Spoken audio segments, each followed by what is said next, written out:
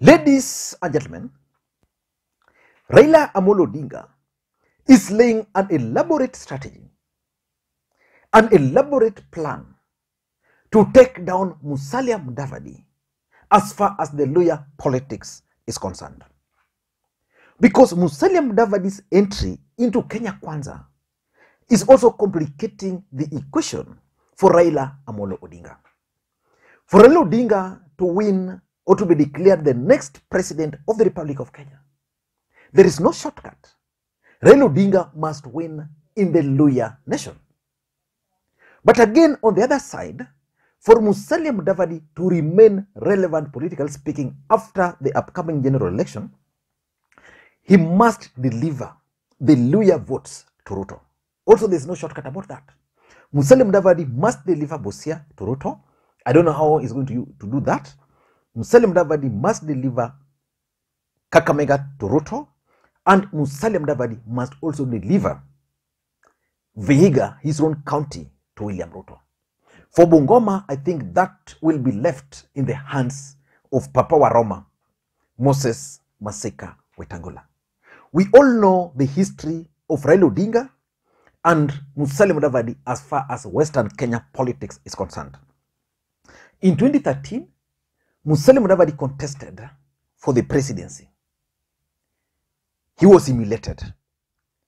He only got 30% of the votes.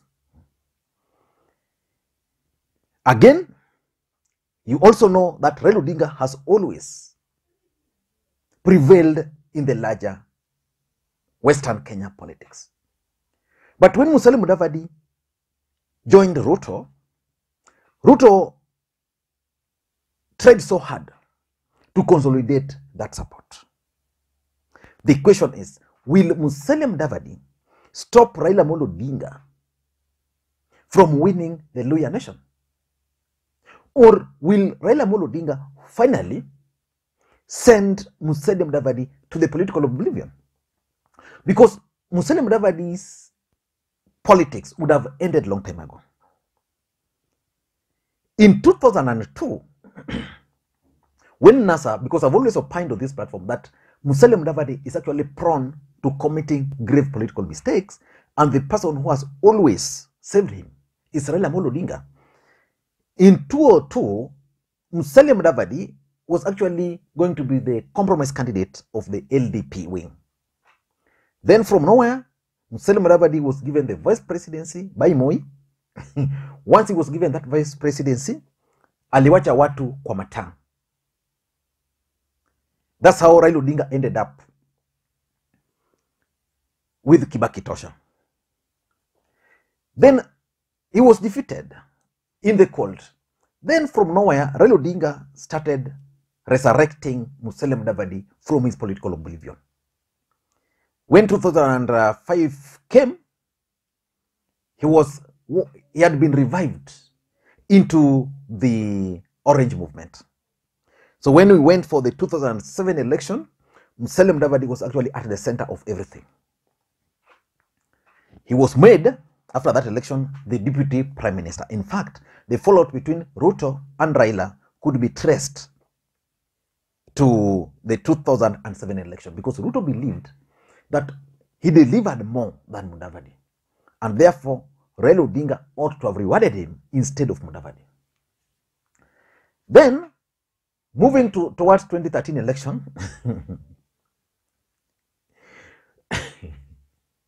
Mudavadi became Mudavadi. Decided to contest. Mudavadi was really humiliated. He was defeated. That ended there. He was in the cold. Then Raila Odinga brought Musalia Mudavadi back towards the 2017 general election. You see, kitu anasema, oh, I'm the founder of Kenya Kwanza. That's how he was saying I was the founder of NASA. I was actually present in Katwana. That was the first rally. I remember it so well. I remember it because that night Musalia Mudavadi and Raila met somewhere in Laikipia. Then the next day, we had, that time I was still actively involved in ODM activities. The next day we were in Katwana. That's where Musalia Mudavadi was unveiled. And again, he was given the task of running the campaign. So his politics was revived. Musalia Mudavadi understands so well that should he fail in this election, there is no way Raila Odinga is going to resurrect him again. So he must stop Raila Odinga from winning the larger Luhya votes. But Raila Odinga has come up with an elaborate strategy of ensuring that he will end up winning in the larger Luhya nation. So in this video, I want us to look at the strategies which Raila Odinga is using currently in the larger Western Kenya to actually stop Musalia Mudavadi from delivering the Luhya nation to William Ruto. Before we do that, in case you're watching this channel for the first time, please take a second or two, click that subscribe button so that next time we produce a video like this, YouTube will automatically notify you. And please, let me make a request to you. Please give this particular video thumbs up. Just click that thumbs up button. That's the best way you can support the channel. Also remember to drop your comments. Now, let us get back to the main issue. Raila Odinga embarked on a 6-day campaign tour of the larger Luhya nation. The reception has been so well. In Busia, it was electrifying. Musalia, Wetangula, Ruto, Igade, Waizi, Mekata. And Musalia Mudavadi has also been trying so hard to counter Raila Odinga's move. He's either going ahead of Raila Odinga or following Raila Odinga. Like today is in Vihiga. Raila Odinga had actually left Vihiga the previous day. So let us wait and see who is going to emerge victorious. But Raila Odinga has devised the following strategy. The first strategy is zoning the Luhya.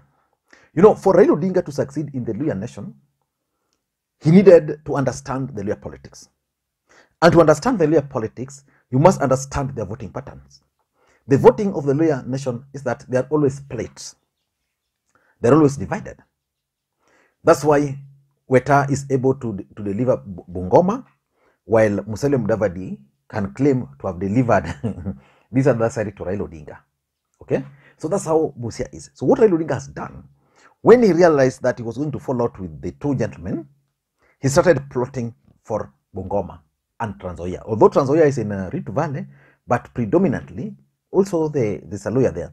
So he started plotting. So the best way to plot was to start with the Bungoma. So Raila Odinga and President Uhuru Kenyatta, through Eugene Wamalwa, came up with a political party called DAP. At some point, DAP was projected to be the leading political party in the larger Mount Kenya, in the larger Luhya nation.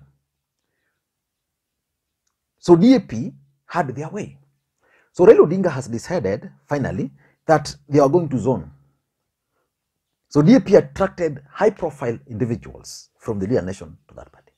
So in Bungoma, DAP is sponsoring candidates, but supported by Raila Odinga.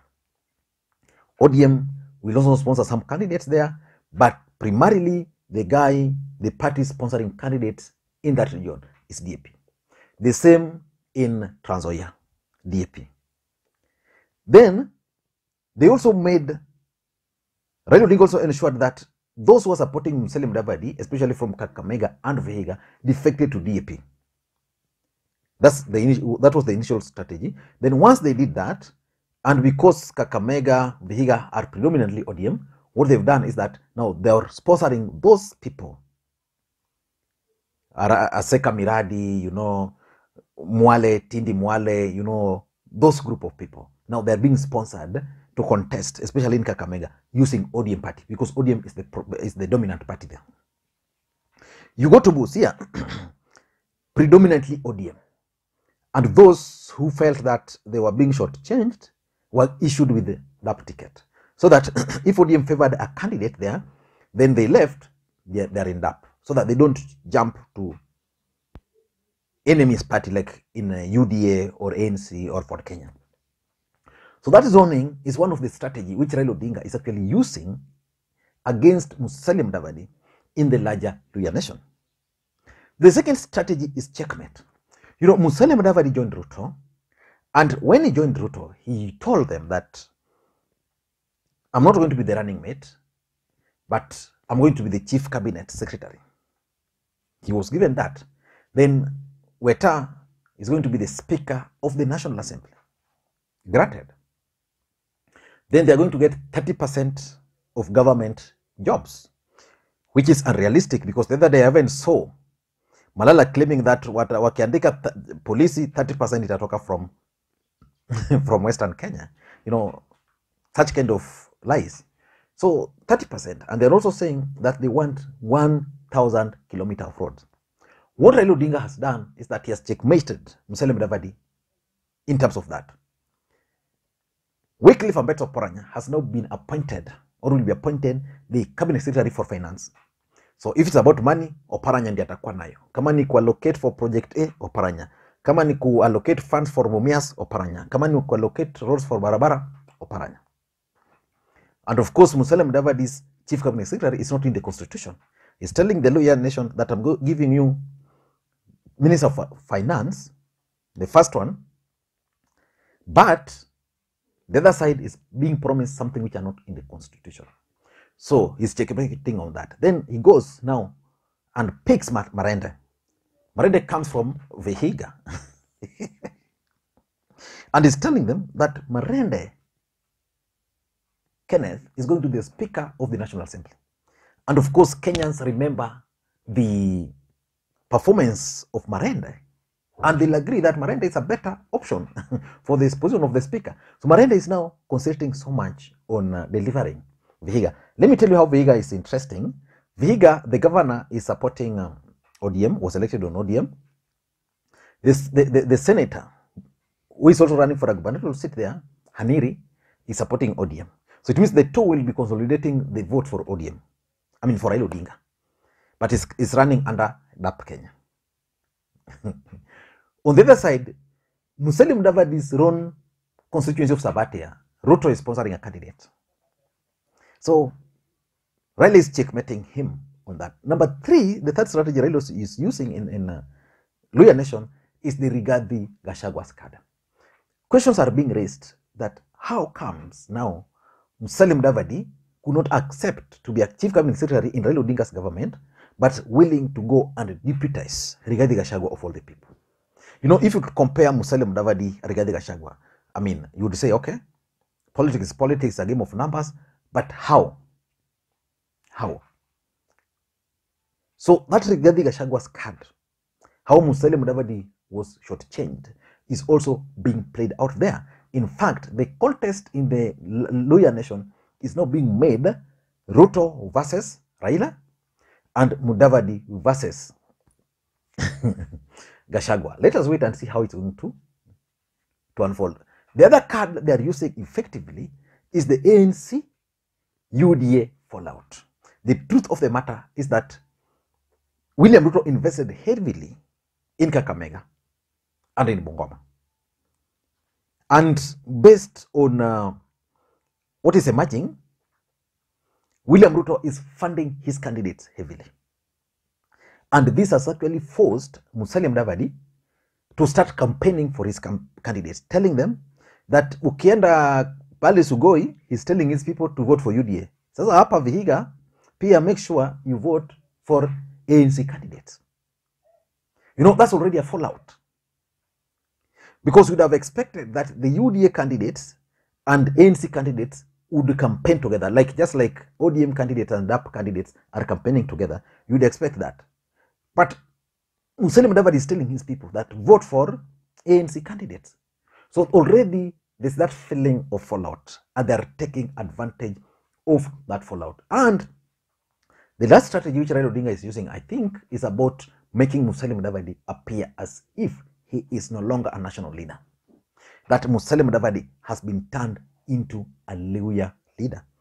The mere fact that Rigathi, who comes from the Kikuyu nation, is leading the campaigns in Rift Valley and also in his backyard, Ruto has made Musalia Mudavadi to campaign specifically in the Luhya nation. I don't know what you think, but Raila Odinga is also trying so hard to consolidate his support base. I don't know. Do you think Raila Odinga will succeed in consolidating the Luhya nation? The Luhya nation is going to play a key role for Raila Odinga. Kakamega County alone has 804,000 registered voters. You go to Vihiga, 305. That's already 1.1 million. You go to Busia, has 410 there, 1,000 registered voters.